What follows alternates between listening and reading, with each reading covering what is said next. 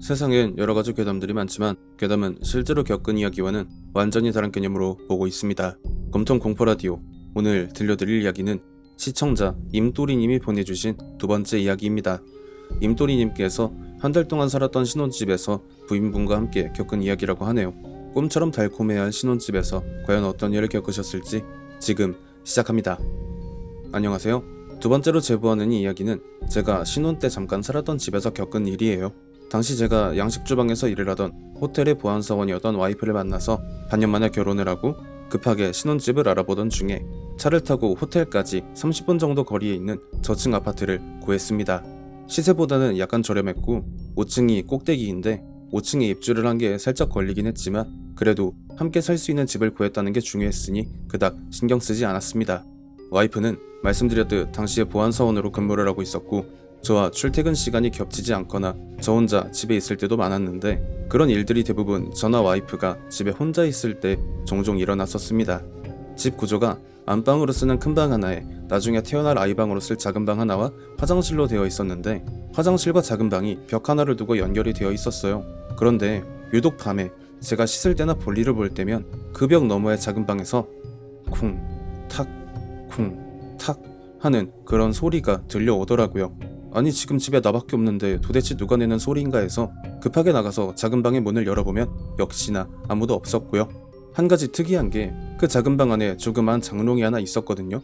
전에 살던 분이 놓고 간 거라고 들었고 사이즈도 애 옷장으로 쓰기에 나쁘지 않아서 그냥 그대로 놔둔 건데 이상하게 그 장롱을 보고 있으면 정신이 살짝 멍해지는 그런 느낌도 들기도 했었습니다.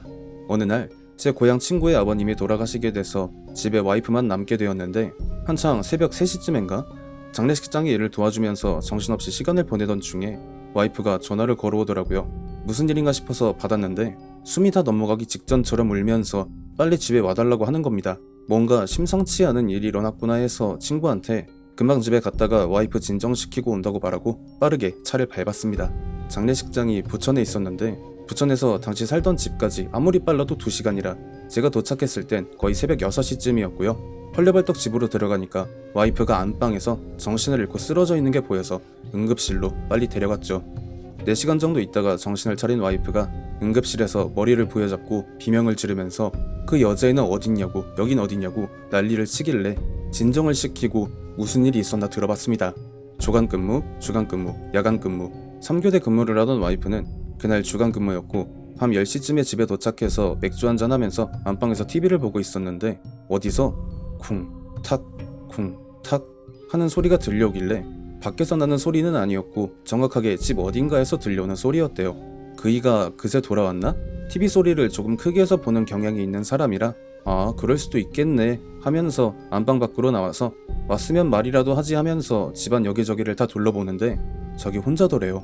제가 들어온 흔적이나 인기척이 전혀 없었다는 거죠. 그래서 잘못 들었나 하고 다시 안방으로 들어가려는데 등 뒤에서 쿵, 탁, 쿵, 탁 소리가 들렸다고 해요. 그런데 이번엔 그 소리가 정확하게 귀에 꽂혀 들어오는데 그 소리의 진원지는 다름 아닌 작은 방이었다고 해요.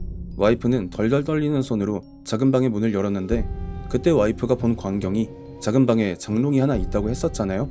쿵 소리가 나면서 장롱의 문이 살짝 열리려다가 탁 소리를 내면서 다시 닫혔다가 다시 쿵 소리가 나면서 열렸다가 다시 탁 하고 닫히는 게 반복되고 있었다고 합니다. 이게 뭐지 하고 완전히 얼어붙은 와이프는 발길이 떨어지질 않더래요. 그러다가 거실 불빛이 비쳐서 얼떨결에 보게 된 그 쿵 하면서 살짝 열린 장롱 안에서 빨이 잔뜩 선 사람의 두 동공이 자기를 노려보고 있었고 그제서야 와이프는 비명을 지르면서 어떻게든 기어서 안방으로 들어가려고 하는데 이번엔 그 장롱 문이 닫히는 게 아니라 쿵 하면서 활짝 열렸고 그 안에서 흡사 링의 사다코를 연상케 하는 어떤 여자아이 한 11살 배기로 보이는 여자아이가 사사삭 소리를 입으로 내면서 와이프한테 가까이 와서 발목을 잡았대요. 와이프는 정말 악다구니를 쓰면서 발길질로 그 애를 걷어찬 다음 어떻게 안방으로 들어가서 문을 잠근 뒤에 시계를 봤더니 분명 방금 전까지 11시를 가리키던 시계바늘이 새벽 3시를 지나고 있었다고 합니다. 와이프는 그런 정신없는 상황에 저에게 전화를 한 거였고요. 와이프는 정말 서럽게 울면서 그 집에서 못 살겠다고 빨리 나가자고 하고 저는 당장 전세금 빼서 딴 데 갈 데를 알아보기도 빠듯하고 하니 어떻게 하나 하다가 일단 와이프를 친정으로 잠시 보낸 뒤에 과장님한테 말씀을 드렸습니다. 혹시 예전에 저 정사원 됐을 때 부적받았던 당집 주소 좀 알려주실 수 없겠냐고요. 과장님은 제 얼굴을 한번 보시더니 피식하시면서 한창 좋을 때 안 좋은 일 겪었네? 라고 하시고는 포스트잇에 그 당집의 주소를 적어주셨습니다. 당집 주인분이 혹시 그 장롱에 부적 같은 거 붙어있지 않았냐고 해서 그 부적 보자마자 바로 뗐어요 라고 대답을 했어요. 그러니까 저한테 당장 집으로 안내하라고 하시더라고요. 무속인 분은 신발도 벗지 않고 그대로 작은 방으로 들어가셔서 장롱의 여기저기를 막 훑으시더니 옷장 안쪽에도 부적이 여러 개 붙어 있는데 그게 그동안 그 아이를 못 나가게 붙들고 있었대요. 그런데 그 부적들의 사용기한이 다 해버려서 그 금제가 막 풀렸을 때 제 와이프가 해코지를 당한 거라고 말씀을 하시면서 그냥 이 집 버리고 당장 나가라고, 여기는 더 이상 사람이 살 수가 없대요. 지금 이 애가 나랑 대화를 아예 안 하려는 심산이라 무슨 사연인지 들여다볼래야 들여다볼 수가 없다고 하시면서요. 저는 어쩔 수 없이 전세 계약을 해지하고 아직 정리를 하지 않았던 자취방에 들어가서 와이프랑 함께 한동안 지내다가 다른 집을 얻었었습니다. 제가 전세 계약을 해지하면서 혹시 전에 살았던 분 연락처 알 수 있겠냐고 물어보고 연락처를 받아서 작은 방에 있는 장롱 도대체 뭐냐고 다 알고 있으니까 솔직하게 말씀을 해달라고 부탁을 했죠. 그렇게 시내에 있는 커피집에서 만나서 이야기를 했는데 자기한테 외동딸이 하나 있었다고 합니다.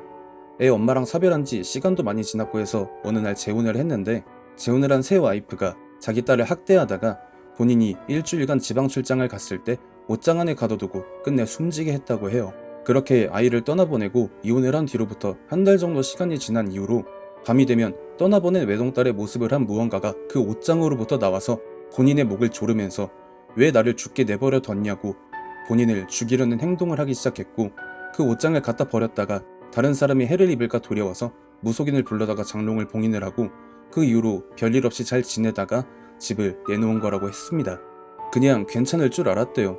2년 3년이 지나도록 아무 일도 일어나지 않았으니 굳이 버려서 화를 불러오기보단 그냥 그대로 내버려 두는 게 낫겠다고 굳이 저희 부부한테 이야기를 안 꺼냈다는 거죠. 저는 이게 뭔 개소리인가 싶어서 밖으로 나와서 주먹으로 한 대 쳐버렸습니다. 그딴 식으로 살지 말라고 하면서요. 장교님들, 만약에 길 가다가 순노루와 앞노루가 머리를 맞대고 있는 그림이 그려진 갈색의 장롱을 보신다면 무조건 눈길도 주지 말고 피해가시길 바랍니다. 이야기는 여기서 끝내겠습니다. 감사합니다. 들으셨듯이 장교님들께서 어디에 살고 계신지는 다 모르고 임도리님께서도 어디에 사시는지는 모르겠지만 순노루와 앞노루가 그려진 장롱을 보신다면 죽지 말고 그냥 지나쳐 가시길 당부드립니다. 시청해주신 모든 분들 감사드리며 구독과 좋아요 알림 설정 부탁드립니다.